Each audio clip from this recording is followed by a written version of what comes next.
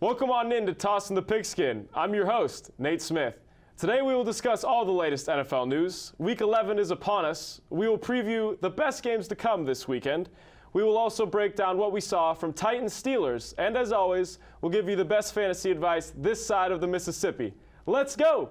Coming into this game, the Raiders were 2-4 and sitting in last place in the AFC West. For the time being, they have leapfrogged the Chargers into third place. More than anything else, this has to be a confidence booster for Oakland.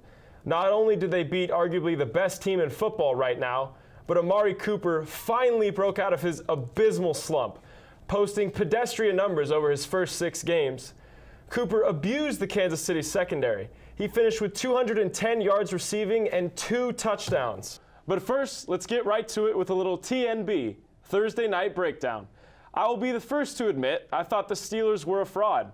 As they kept stacking up wins, I continued to focus on the flaws of this football team and didn't give them much credit at all, especially after last week's ugly win against the Colts. I was feeling good about my prediction, but I can't hate any longer. The Steelers made a statement on Thursday night, blowing the Titans clear out of the water. The man who died was a close friend of Jack's father. He was struck and killed by a car walking to the SCA home stadium last season to watch Jack play. This left Miller with an emotional scar too big to heal. Anyways, let's get right into it. So Steelers and Titans on Thursday night had some high expectations going into the game as far as an entertainment value. Vinny, I'll start with you. The Steelers are now sitting at 8-2 after a blowout win.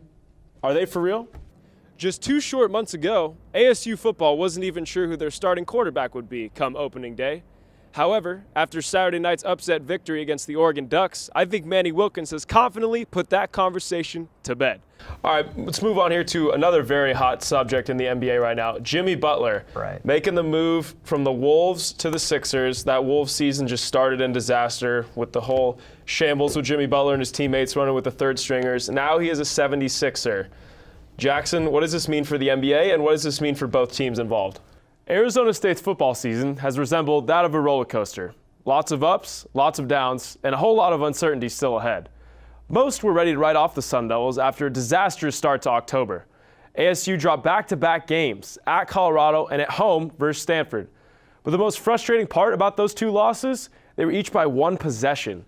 In fact, every Sun Devil loss this year has been by 1 possession. So this team can clearly hold its own in the Pac-12.